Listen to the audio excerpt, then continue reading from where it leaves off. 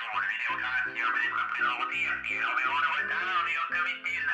Les sessions de tournage ont été faites dans des conditions moindres. Merci de vous excuser de la qualité des scènes de type fond vert. Merci de votre compréhension. Et du coup, voilà comment j'ai croisé Monsieur Corporate dans une boulangerie. Ah, ça explique comment tu t'es retrouvé sur la même offre d'emploi que moi. Du coup, je pensais aussi que... attends, le Tardis fait un bruit bizarre. Et le tournevis fait aussi des trucs chelous. C'est normal ça? T'as déjà fait un truc comme ça? Non, justement, je crois qu'il reçoit une sorte de signal, quelque chose. Je ferais mieux d'aller voir. Je te rappellerai. Ok, tu me diras ce que c'est alors. Ciao. Salut. Bon, faut que je trouve mon manteau et que j'y aille.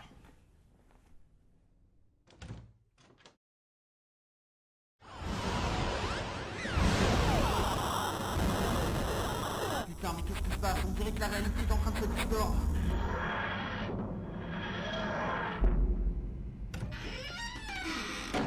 Ah! Oh! Enfin quelqu'un! Enfin quelqu'un pour venir m'aider! Oh, ça fait une décennie que je suis enfermé ici, dans cet Amstrad, avec cette chose-là. Si vieux que ça? Pourtant j'ai reçu le message il y a genre 5 minutes.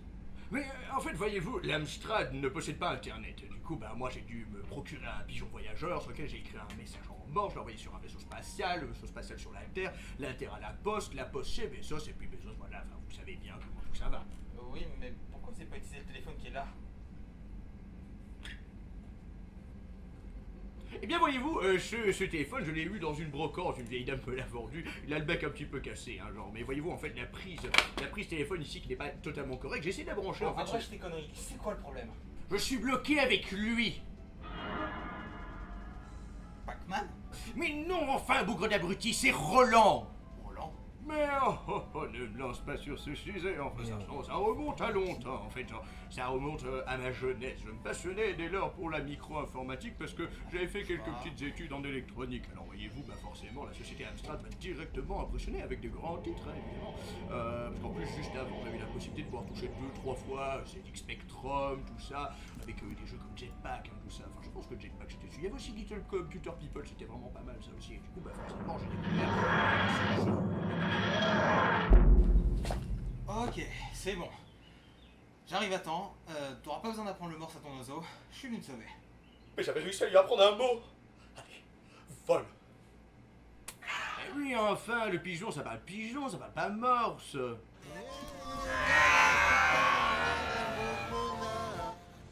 C'est qui le vieux?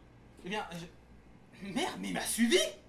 Avec son décor en plus. Mais j'allais pas rester tout seul, enfin, surtout pas avec Roland dans le couloir. Mais c'est qui Roland? Bah, c'est lui. Ben non, c'est Pac-Man. Oh non, merde! Il nous a suivis! Mais qui est Roland?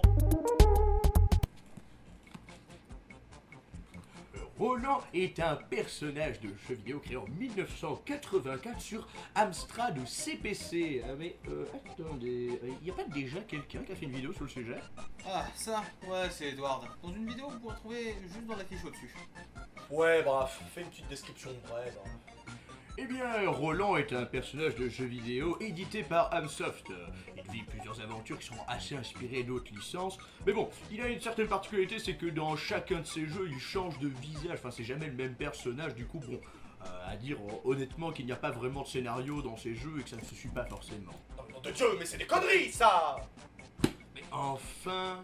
Mais à cette époque, on fait des jeux pour faire des jeux, il n'y a pas d'histoire, du lore avancé. Vous allez quand même pas me faire croire que chacun des épisodes de Roland sont liés entre eux par un scénario qui les rejoint quand même. Attends, mais pourquoi le vieux il est là si je l'ai déjà sauvé lui? Mais en fait, t'as été rapide. J'ai même pas encore envoyé le message. Le pigeon, il est là, quoi. En fait, comme je te dis, je viens du futur, longue histoire, blablabla. Ah ouais? Tu vas du futur? Bah alors du coup, genre je sais pas, genre ça ressemble à quoi le futur? Genre je sais pas, j'ai racheté Tencent et je l'ai échangé contre une cartouche d'Earthbound, je sais pas, est-ce que Jeff Bezos aurait comme par hasard le monopole du carton? Ou bien je sais pas, moi genre... Oh, qui pense machin? C'est ce qu'il me fait, genre... Oh, moi je sais, qui c'est aussi, genre... On a retrouvé le vrai JDG, genre tu sais, genre celui avant là qui faisait des vidéos, genre sur Astérix. Je suis la gamine là qui s'amuse à faire...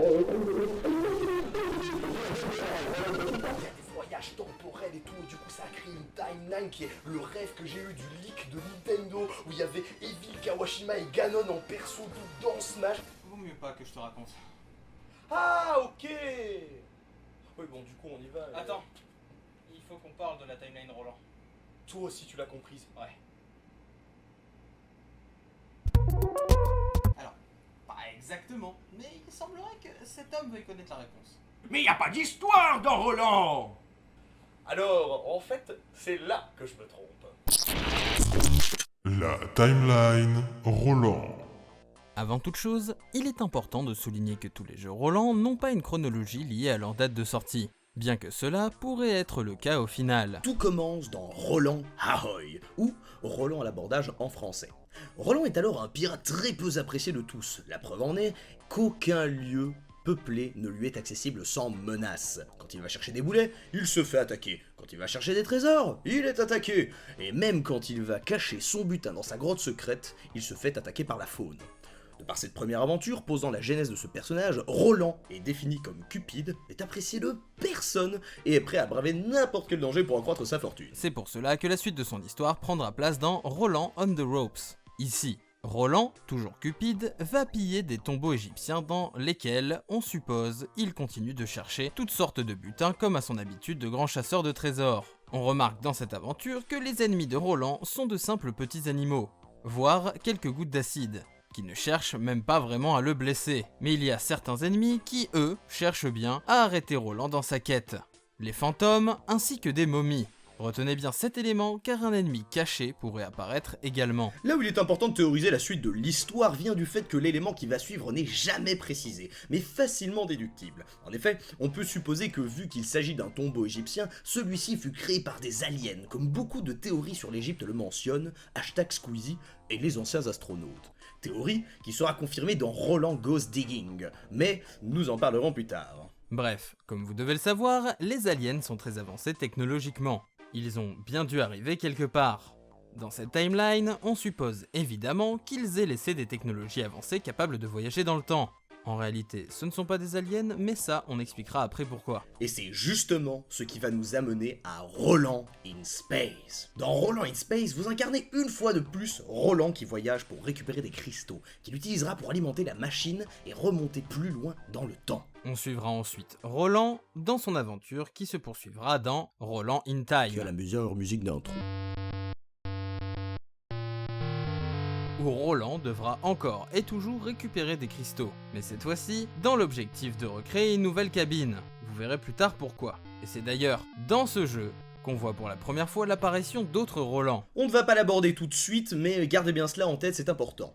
À la fin du jeu, Roland se retrouve à la fin des temps et aperçoit une sorte de trou noir qui a tout absorbé. Ce trou noir causera par la suite de nombreux paradoxes dont l'apparition d'une seconde cabine envoyée dans le passé, ainsi que des fantômes dont on parlera après.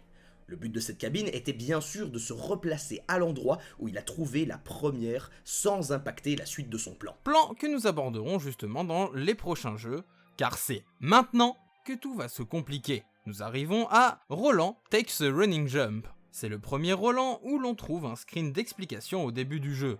Ce screen nous explique que nous devons aider Roland à récupérer des disquettes dans le bâtiment d'Amstrad. Car oui, même si nous ne l'avions pas signalé plus tôt, les jeux Roland se trouvent sur Amstrad. Le screen mentionne également un certain Monsieur Sugar. Mais ce que vous ne savez probablement pas, c'est qu'en réalité, Monsieur Sugar est basé sur Alan Sugar, le créateur de la société Amstrad. Quel rapport avec Roland, nous diriez-vous? Eh bien, Roland tire son nom de Roland Perry, l'ingénieur ayant créé les Amstrad. Étonnant, non? Mais alors, quel rapport avec notre timeline? Eh bien, c'est assez intéressant. Si le screen mentionne le fait que Roland doit faire attention à Monsieur Sugar, c'est parce qu'on suppose qu'il est introduit illégalement dans le building pour y récupérer des disquettes. Mais pourquoi faire? Ces disquettes lui serviront plus tard, mais dans un autre jeu. Mais la vraie question est, à quoi servent-elles? Ce que vous devez retenir de Roland Takes a Running Jump, c'est qu'à la fin du jeu, après avoir récupéré les disquettes, il a probablement dû tuer Monsieur Sugar pour récupérer le building. Et oui, Roland n'a jamais été gentil, vous le savez après tout, c'est un pirate cupide. Nous allons maintenant entrer dans la partie compliquée de la théorie. Pour ceux dont le cerveau n'a pas encore fondu, je vous serai gré d'être attentif, car le jeu suivant n'est pas tout à fait un Roland. Que fait-il dans la timeline Roland dans ce cas? Eh bien, dans ce jeu, nous assisterons au premier changement d'identité de Roland, dans Timeman 1 et 2, ou, en français, l'horloger 1 et 2. Nous retrouverons ce personnage. Ne vous rappelle-t-il pas quelqu'un que vous connaissez bien? Non? Eh bien, vous verrez par la suite. Nous pouvons également noter que lorsqu'il monte à l'échelle, il semble blanc, livide, déformé, comme si quelque chose avait altéré son corps. Quelque chose comme des voyages dans le temps. Étonnant pour un jeu appelé Timeman. Mais que fait-il dans cette timeline dans ce cas? Comment peut-on affirmer qu'il est donc dans la timeline? Eh bien, c'est très simple. Timeman est un jeu créé par Amsoft, la même société qui édite les jeux Roland. À première vue, le but du jeu était en fait que Timeman, l'horloger, devait apprendre aux enfants à lire l'heure et mettre une pendule à l'heure avec différentes étapes. Mais en réalité, il n'en est rien. Un sombre mystère entoure ce jeu, car en effet, l'horloger se trouve dans le building d'Amstrad qu'il s'est accaparé dans le jeu précédent. Mais alors, des disquettes, des cristaux, un building différents lents, qu'est-ce qu'il se passe réellement depuis le début? Il est venu le temps. De l'île aux enfants? Non. De dévoiler au public ce qui se passe réellement.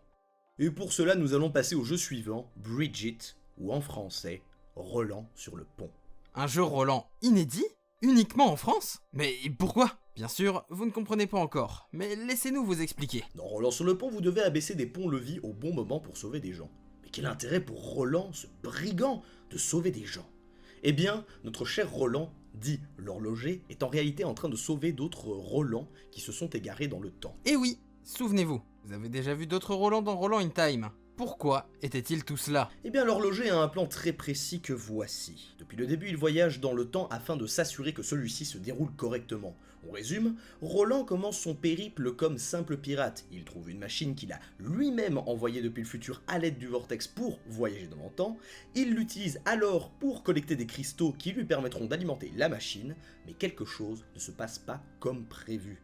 Pourquoi Roland aurait-il ensuite décidé de renvoyer une copie de la machine dans le passé pour qu'il la trouve? Eh bien, la réponse est simple. Lorsqu'il se retrouva à la fin des temps devant le vortex, 4 esprits s'en sont pris à lui, l'obligeant à fuir pour partir loin, mais... C'est là qu'il se rend compte que voyager dans le temps a des effets néfastes sur son corps, d'où le fait qu'il blanchit à vue d'œil de jeu en jeu. Il doit alors chercher un moyen de se préserver. Il décide alors de conserver son esprit et ses souvenirs dans des disquettes. Il prendra d'assaut le bâtiment d'Amstrad afin de récupérer un nombre important de disquettes. Il tuera ensuite Monsieur Segar et récupérera le bâtiment. Déjà bien amoché par toute cette aventure, son corps qui se déforme doit être réparé. Seulement, le vortex et ses nombreux voyages ayant créé un nombre important de Roland, il les récupère pour en faire une armée qui travaille pour lui et potentiellement pour avoir des corps d'emprunt pour sauver le sien. On en revient donc là où nous en étions il y a 1 minute. Cependant, nous n'avions pas encore parlé de Game Over dans Roland. Et pourtant, celui de Roland sur le pont est extrêmement important. Ce Game Over apparaît quand des Roland tombent du pont. Ce que vous ne savez pas, c'est que ce Game Over est canon. En effet, dans Roland in Time, un niveau nommé Njord's Dragonbot peut nous faire penser que l'horloger est parti secourir un Roland qui se serait noyé et échoué sur l'île aux pirates de Roland Ahoy. Nous pouvons d'ailleurs le voir ici, mais on y viendra plus tard. En tout cas, ce qu'il faut retenir, c'est que ce Roland, n'ayant pas traversé le pont avec les autres, est actuellement sur l'île. Pour revenir à Roland sur le pont, après avoir récupéré tous ces Roland, l'horloger les stockera dans une cave au Mexique. Pourquoi Mexique, me diriez-vous? Eh bien c'est simple, dans le jeu qui suit, appelé Roland in the Cave, nous pouvons entendre cette musique. La musique en question, c'est la cucaracha. Cucaracha qui a été introduite au Mexique par les Espagnols depuis 1818. D'ailleurs, en espagnol, le mot cucaracha désigne une blatte. Ce qui est étonnant, car dans le jeu, nous sommes une puce qui doit trouver la sortie de chaque niveau en évitant toutes sortes de dangers, ainsi qu'un ptérodactyle. Mais quel rapport avec notre histoire actuelle alors? Eh bien on peut supposer que les puces sont en réalité les Roland ayant été stockés dans la cave par l'horloger. Pourquoi ressemblent-ils tous à des puces? Probablement parce que ces Roland sont défectueux et ont déjà été endommagés par de nombreux voyages dans le temps. De plus, le ptérodactyle a probablement été introduit par l'horloger lui-même pour empêcher les autres Roland de s'échapper. Chaque niveau étant canon et représentant la fuite d'un des Roland de la cave. Tout ceci nous amène donc au jeu suivant, appelé Roland on the Run, ou Roland en fuite en français. Dans ce jeu, nous jouons Roland qui, une fois échappé de la cave, doit sauter d'un train en marche sur un camion, puis du camion sur la camionnette, puis de la camionnette sur une sorte de terril. Et c'est pas moi qui le dis, hein, c'est marqué sur le site. Mais alors, où s'échappent tous ces Roland? Où se dirige-t-il? Une fois de plus, on avance dans la timeline Roland pour se retrouver dans Roland Goes Digging, où Roland fait des petits trous en français. Même si pour le coup, c'est sûrement le titre le plus évocateur puisqu'il s'appelle Roland en el Infierno, en espagnol, littéralement Roland en enfer. Bon, vous commencez à comprendre, le tout est lié. Encore une fois, on se retrouve dans un jeu Roland avec un screen d'explication et voilà ce qu'on peut y lire. Roland travaille dans un building, possiblement celui d'Amstrad récupéré par l'horloger quand il y découvre un gang d'aliens, qui sont, vous l'avez compris, les Roland échappés de la cave ressemblant maintenant à des puces géantes. Ce Roland est donc engagé par le Foreman, décrit comme un personnage sensible. Il s'agit en réalité de l'horloger se faisant passer pour Monsieur Sugar depuis la reprise de son bâtiment. Roland s'équipe donc d'une lance, probablement donnée par l'horloger puisque je le rappelle, il est le pirate qui pillait les tombeaux égyptiens et donc vu que c'est son bâtiment, il y a des chances qu'il y possède une lance. L'horloger envoie donc ce Roland pour arrêter les aliens, sans lui dire qu'il s'agit d'autres Roland, motivé bien sûr par une riche paye que lui promet l'horloger. Pendant ce temps, l'horloger se réfugie dans les derniers étages du bâtiment, ce qui nous amène directement à Roland in the Haunted House. Maintenant, c'est le moment où vous avez toutes les clés en main pour comprendre l'histoire.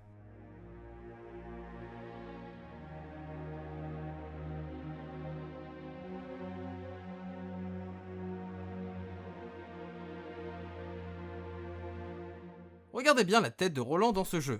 Ne vous rappelle-t-il pas quelqu'un? Oui, tout à fait. Il s'agit de l'horloger. L'horloger est maintenant poursuivi par 4 fantômes. Qui sont-ils? Vous vous souvenez probablement du vortex de la fin des temps, quand nous avions dit ceci. Lorsqu'il se retrouva à la fin des temps devant le vortex, 4 esprits s'en sont pris à lui. Eh bien oui, il s'agit de ces 4 fantômes. Mais maintenant, il faut les nommer. Pourquoi poursuivent-ils l'horloger? Ces fantômes sont Fred, Arnold, Monsieur Sugar et l'horloger lui-même, ou du moins son âme. Mais pourquoi l'horloger se poursuivrait-il lui-même? Et d'où sortent ces autres noms? Eh bien c'est une très bonne question mon cher Dark, et on va y répondre tout de suite. Tout d'abord, pour Fred, il s'agit du nom espagnol de Roland on the Ropes.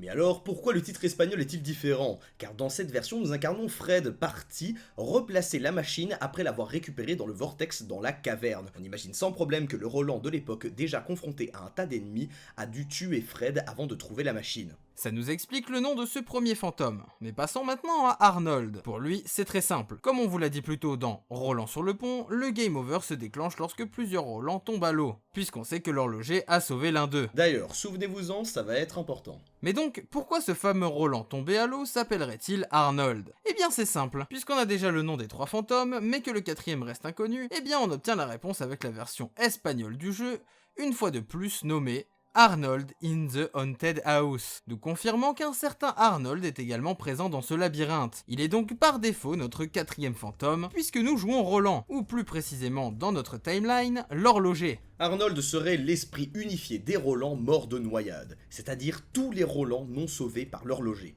Quant à Monsieur Sugar, les raisons de sa colère sont largement compréhensibles puisqu'il a été assassiné par Roland l'horloger. Pour tout ce qui est du fantôme de l'horloger lui-même, on va donc l'expliquer maintenant, ainsi que la fin de cette timeline. Tout ce dont on a parlé précédemment se termine maintenant dans Roland Go Square Bashing. En effet, dans ce jeu, Roland a vraiment changé. Voilà comment il est devenu. Étrange, me diriez-vous? Mais c'est normal, c'est parce que dans ce jeu, l'horloger se transforme en robot. Et si je vous disais également aussi que le jeu se déroulait en même temps que Roland in the Haunted House et Roland Goes Digging, vous seriez perdu, n'est-ce pas? Pourtant, c'est le cas. Ok, si vous nous avez suivis jusque-là, préparez-vous, c'est la dernière ligne droite. Accrochez bien votre cerveau. Tout d'abord, comme on vous l'a dit plus tôt, Roland in the Haunted House et Roland Goes Digging se passent en même temps, puisque l'horloger se réfugie dans les étages du bâtiment pendant l'attaque des Roland de la cave. Mais la vengeance n'est pas la seule explication pour laquelle les fantômes poursuivent Roland. En effet, comme dit précédemment, l'horloger a un corps qui se dégrade beaucoup. C'est ce pourquoi il a récupéré des disquettes. Ces disquettes lui ont en réalité servi à stocker sa mémoire et sa personnalité afin qu'il puisse se transformer en robot et récupérer un vrai corps avant de mourir. Les fantômes présents dans Roland in the Haunted House essayent tout simplement de récupérer son corps afin de se venger. Ce qui explique également la présence d'un fantôme et de l'horloger puisque ses souvenirs sont en train d'être transférés dans le robot. Son âme, elle, est toujours là. Le jeu étant simplement une représentation des fantômes essayant de prendre le contrôle de son corps pendant le transfert de ses souvenirs. À partir de là, il n'y a plus de jeu Roland. Vous vous demandez donc comment se finit cette histoire. Nous allons vous l'expliquer. À partir de là, le jeu se coince dans une boucle temporelle.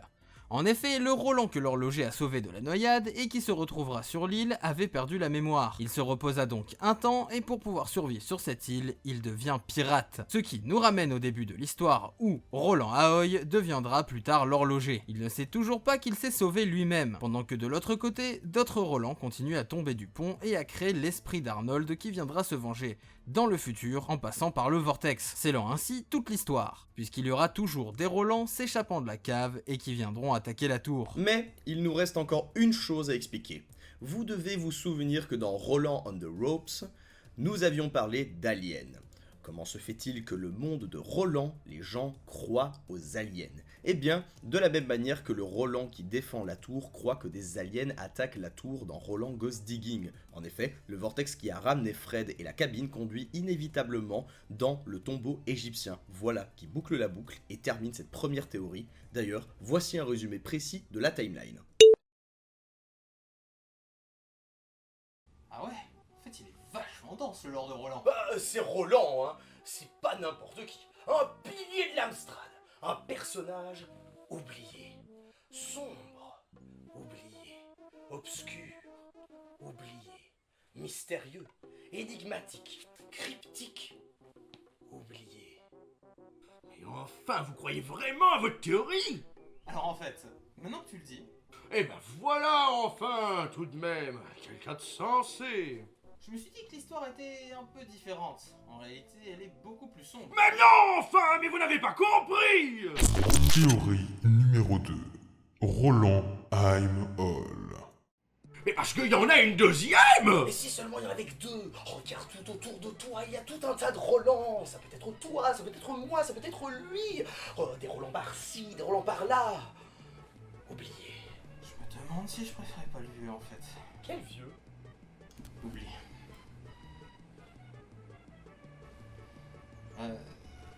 Ouais. Bon, par contre, faudrait peut-être voir à la commencer cette théorie. Parce que ça commence à faire long, là. Ah non mais toi ta gueule. À force, les gens vont croire que ta voix off est canon. Mais c'est un dossier du 1er avril. Il est pas canon de toute façon. Les gens vont finir par l'oublier. Oh, puis toi, tais-toi, hein.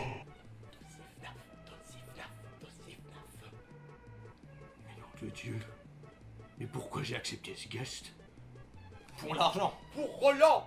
Bah franchement, là j'avoue, je sais pas, mais basiquement, tu l'as déjà accepté dans le passé. Théorie numéro 2. Roland Heim Hall. Bon, attention, cette théorie pourrait être dangereuse. J'imagine que la dévoiler aujourd'hui pourrait nous valoir des problèmes. Mais je prends ce risque, car le monde doit savoir. Dangereux? Genre, comment? Du même genre que se frotter à la fondation SCP ou au mec de la bande d'arcade Polybus. La fonde à quoi? Bon, écoute, au pire des cas, je connais un type dans le Bronx qui peut t'aider à t'en sortir si jamais tu... C'est bon, t'inquiète, je gère. Donc on va parler d'une théorie très secrète qui aurait pu bousculer l'industrie du jeu vidéo elle-même si elle n'avait pas été sabotée. En effet, entrons directement dans le vif du sujet. Le fait que Roland change de visage chaque jeu n'est pas anodin. D'ailleurs, le fait même que plusieurs jeux Roland existent est en soi suspicieux. Car oui, jusqu'ici nous n'avions parlé que des jeux Roland dits officiels, car créés par la première société ayant créé des jeux Roland. Mais la théorie que je vais aborder maintenant suggère que Roland aurait en fait dû être le personnage de tous les jeux vidéo depuis le début. Quels sont les éléments qu'il montre? Eh bien, il y en a de nombreux. Le tout premier est le titre allemand de Roland in Space. En effet, celui-ci est Roland Heim Hall. Oui, alors, je sais déjà ce qu'on va me dire, on va me dire... Non, ça se dit Roland Imhal, blablabla. Oui, mais là, on parle d'une théorie internationale, donc il faut le dire à l'anglaise. Notons d'ailleurs qu'il s'agit du premier jeu où plusieurs Roland apparaissent, et que le système de vie du jeu ne fonctionne pas avec un nombre de vies comme dans tout jeu, mais plutôt avec un nombre de Roland, comme si la mort de ce dernier était définitive et qu'il serait de suite remplacé par un autre Roland. De plus, comme on vous l'a dit plus tôt, Roland est inspiré de Roland Perry. Du moins, c'est ce qu'on a toujours cru. En effet, si en réalité Roland Perry lui-même était le Roland originel, celui que l'on voit dans chaque jeu. Il existe sur internet très peu d'infos parlant de Roland Perry. Tout ça pourrait s'expliquer par le fait qu'il s'agirait en réalité d'un personnage de jeu vidéo s'étant échappé dans la réalité. Comment est-ce possible ? Eh bien justement, c'est l'une des infos que tout le monde tente de nous cacher. Si c'était vrai, où serait-il passé aujourd'hui? Selon cette théorie, tous les événements de la théorie précédente auraient bel et bien eu lieu. En effet, le Alan Sugar que nous connaissons depuis des années serait en réalité Roland Perry, se faisant passer pour lui. Tandis que les jeux Roland eux-mêmes seraient en fait les copies de la mémoire de Roland lui-même lorsqu'il essayait de devenir une machine. Mais même si cela était vrai, comment Roland est-il arrivé dans notre monde? Pourquoi change-t-il de visage? Et surtout, pourquoi les autres jeux ne se nomment-ils tous pas Roland? La réponse est simple. Roland est à la base un glitch et non un personnage créé uniquement pour le jeu vidéo. Roland aurait la capacité d'être une entité prenant une forme adaptée à l'univers dans lequel il apparaît. En effet, comme nous l'avions dit plus tôt, Roland I'm All, ce qui signifie que Roland est tout. Missigno dans Pokémon, c'est Roland. Gaster dans Undertale, c'est Roland. Lorsque vous jouez Mario, c'est Roland. Il ne s'agirait en fait que d'un Roland ayant pris l'apparence d'un plombier. Vous ne vous êtes jamais demandé pourquoi Jumpman avait des couleurs différentes du Mario que l'on connaît aujourd'hui? Et si tout cela avait été étouffé, où se trouve ce Roland de l'univers de Mario aujourd'hui? Nous pouvons d'ailleurs toujours trouver une trace de lui aujourd'hui. En effet, lorsque la Nintendo 64 est sortie, le jeu Mario Tennis également. Dans ce jeu, il existe un arbitre, un personnage sans aucun nom. Il s'agirait du premier Roland, apparu dans l'univers de Mario et qui serait encore là-bas aujourd'hui. Mais trêve de théorie, vous vous demandez probablement comment Roland a pu intégrer notre monde. Eh bien puisque l'Amstrad n'est qu'une sorte d'ordinateur, et Roland un glitch, c'est-à-dire des données, il aurait trouvé un moyen, probablement via une disquette, pour apparaître dans notre monde. Je n'ai malheureusement pas assez d'infos pour vous dire comment il a fait. Mais ce qui est sûr, c'est que cela fait bien des années que le gouvernement nous cache ceci, et utiliserait Roland à des fins secrètes pour mener à bien des missions. Comment je le sais? Car Roland Perry était également le nom d'un espion des années 1946. Il ne serait pas étonnant que le gouvernement lui ait donné cette identité pour cacher l'affaire. Pire encore, toutes les sociétés telles que Sony, Microsoft, Nintendo ou autres collaboraient en réalité à l'époque avec une multinationale secrète afin d'endiguer le fléau Roland qui se répandait partout. Les personnages de jeux vidéo que nous connaissons aujourd'hui n'auraient été créés que dans l'unique but d'être assez différents de Roland et de l'éradiquer définitivement du jeu vidéo. Quant au Roland originel, il sommeillerait toujours aujourd'hui sous les traits de Monsieur Sugar. Et voilà pourquoi Tencent fonctionne aussi bien. Mais quel rapport? On peut sortir d'ici maintenant, parce que c'est pas que cet endroit est bizarre, hein, mais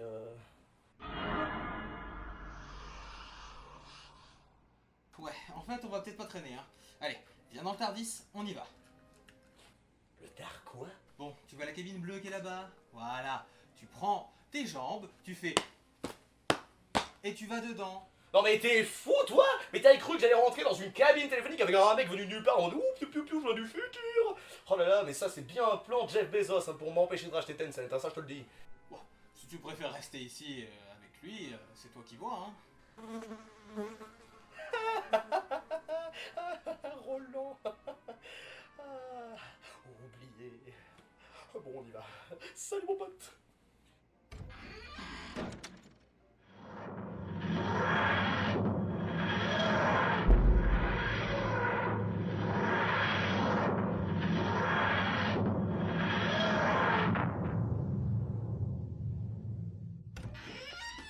Oui, tu vois là, il y a la machine à café, Tencent, tout ça, les serveurs là que j'utilise pour faire la bitcoin, tout ça est fait. Mais bon, t'as rien vu.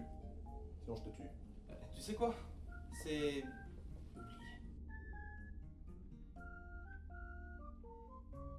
Ah, au fait, c'est quoi votre nom?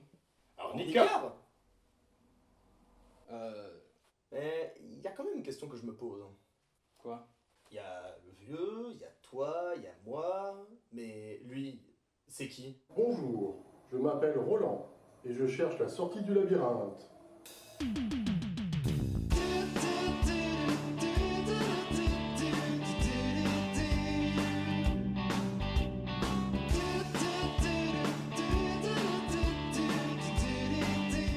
Tout d'abord, merci beaucoup à tous les tipeurs qui ont soutenu ce dossier. Leur nom s'affiche à l'écran. Si cette vidéo vous a plu, n'hésitez pas non plus à vous abonner et à mettre la cloche. J'ai noté que beaucoup d'entre vous n'étaient pas encore abonnés, alors si vous pouvez le faire, ça serait vraiment cool pour le référencement et pour que la chaîne puisse continuer à se développer. Merci à tous, c'était Dark Sprite Angel, salut!